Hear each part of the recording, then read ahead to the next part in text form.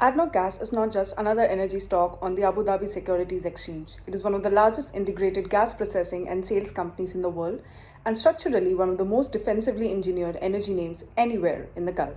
So, is ADNOC Gas a stock worth understanding? Let's break it down properly.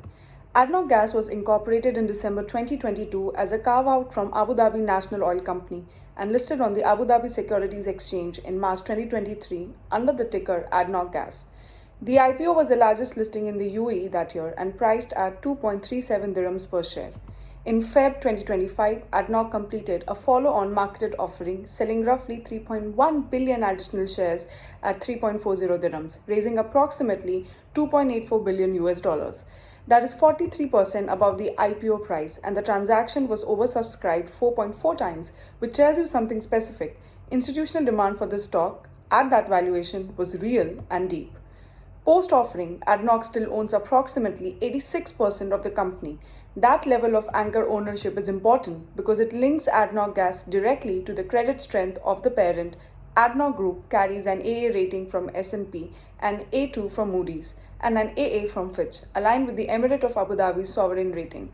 That is essentially the highest investment grade band in global oil and gas. Now let's look at the business model, because this is where ADNOC Gas differs from a typical upstream producer. The company operates across three segments: domestic gas, which supplies power, water, and industrial customers inside UAE; export and traded liquids, which sells LPG, naphtha, condensates, and natural gas liquids into global markets; and its 70% share in the Das Island LNG joint venture, ALNG, which produces approximately 6 million tons per annum of LNG. The company processes around 10 billion standard cubic feet per day of gas and holds liquid processing capacity of approximately 29 million tons per year. It supplies roughly 60% of the UAE's total sales gas requirement and delivers to customers in more than 20 countries. Here is a structural detail that most investors miss. At the time of the IPO, ADNOC Gas signed a 25-year gas supply and payment agreement, the GSPA, with ADNOC Upstream.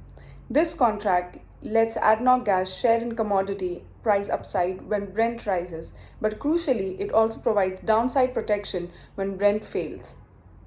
That is why the company's earnings profile is dramatically less volatile than a pure upstream producer's would be. The GSPA is the single most important document to understand about this stock.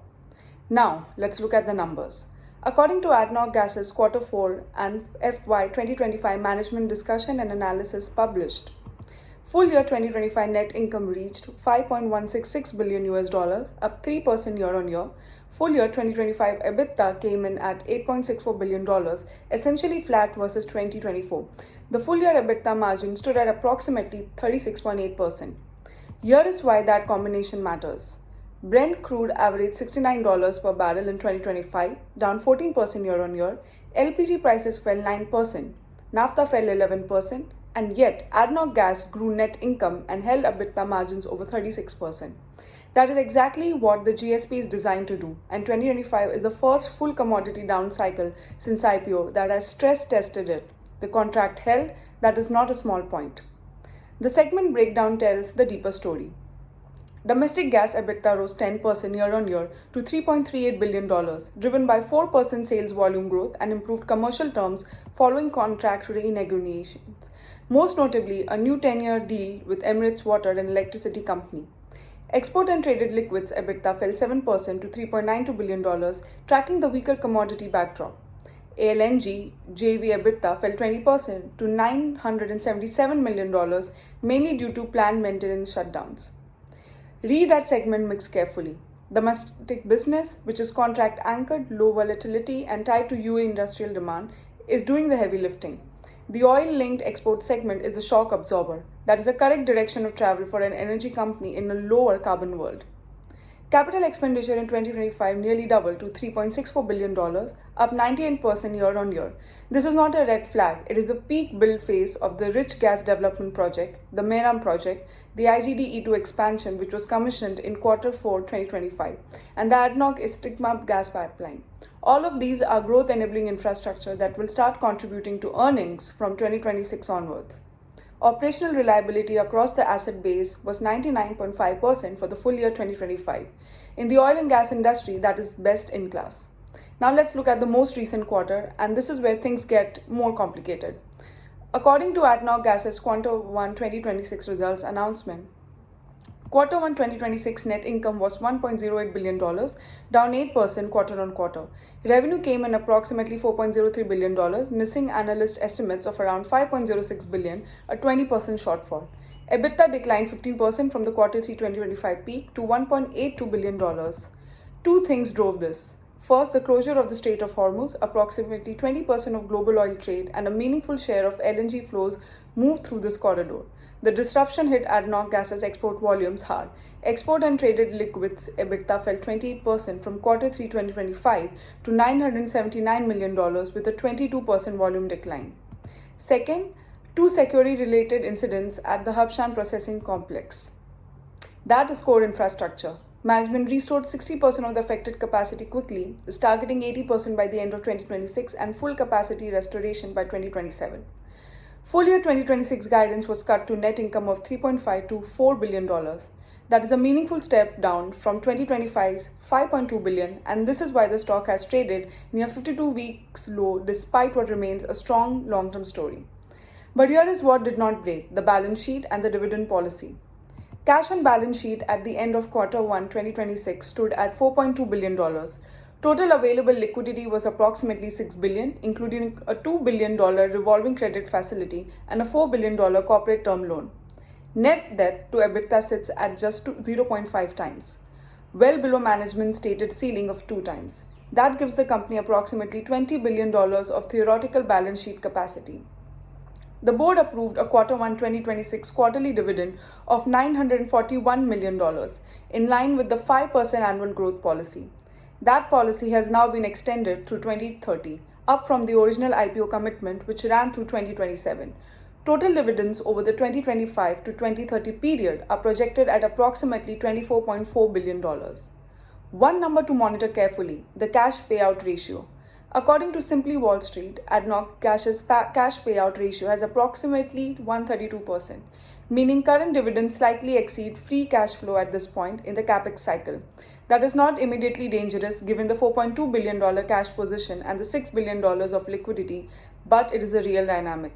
The dividend is bridge financed by the balance sheet until Ruwais LNG and the rich gas development projects start generating cash from 2028 onwards.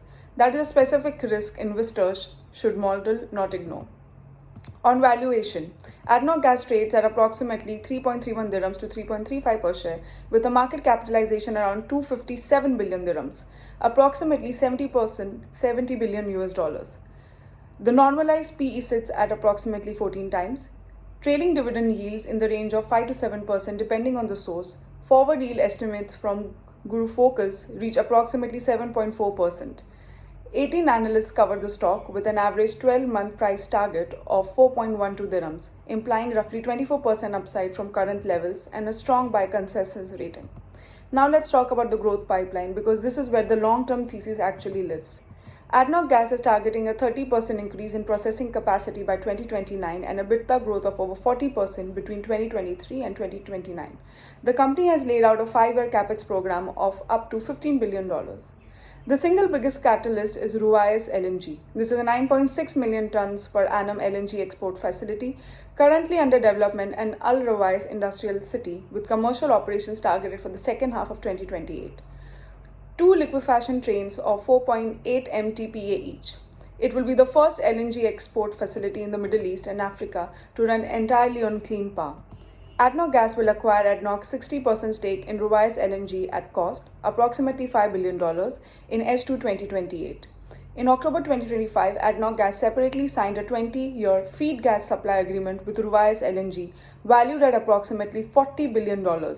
Read that together. They lock in the input side and they own the output side. That is a fully integrated LNG chain. More than 8 million tons of Ruwais LNG's 9.6 MTPA capacity is already contracted under long-term agreements with ENN Natural Gas of China, SEFE, and ENBW of Germany, Osaka Gas of Japan, Indian Oil, JERA, and Hindustan Petroleum. In Jan 2026, HPCL alone signed a $2.5 to $3 billion 10-year SPA.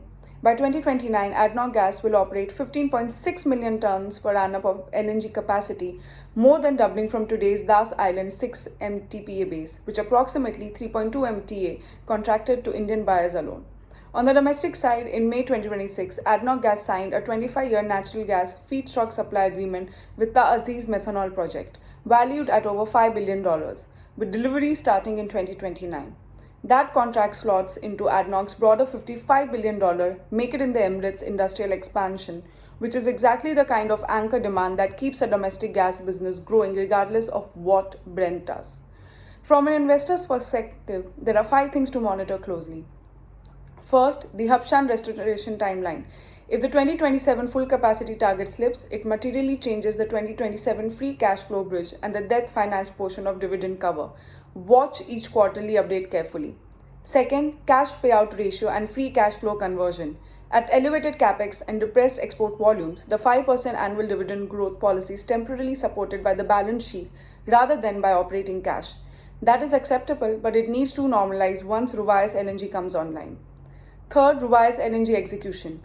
First commercial cargoes are targeted for H2 2028. Every quarter of delay pushes back the LNG earnings step up. The $5 billion acquisition financing structure in H2 2028 is also a key event. Fourth, domestic gas volume growth. UAE demand is expected to grow 4 to 5% CAGR through 2030. The Aziz, EWEC and industrial expansion under Make It in the Emirates should support this. If domestic volumes miss, the whole thesis softens. And fifth, geopolitical risk premium. The Strait of Hormuz is not a resolved issue. Every additional quarter of disruption compounds the impact on export and traded liquids EBITDA and pushes management towards more conservative capital allocation. So is ADNOC Gas a stock worth tracking? The data from the company's own official results is clear. This is a defensively engineered energy business backstopped by 25-year GSPA with its parent anchored by contracted domestic demand, riding a structural LNG expansion cycle into the late 2020s and paying a 5% growing quarterly dividend through 2030. It is not a fast-growing small cap story. It is a pure play on commodity price direction either. It is one of the most defensively structured energy names on the ADX with a clear roadmap for earning step-ups from 2028 onwards as Ruwais LNG comes online. The main risk to watch is the free cash flow bridge between now and 2028, an elevated capex cycle combined with export disruption and a cash payout ratio that has run above 100%. Beyond that, the fundamentals speak for themselves. As always, review the latest official financial statements and the ADX disclosure portal before making any investment decision. This video is for educational and information purposes only. It is not investment advice or recommendation to buy, sell or hold any security. Please conduct your own research or consult a licensed financial advisor before making any investment decisions.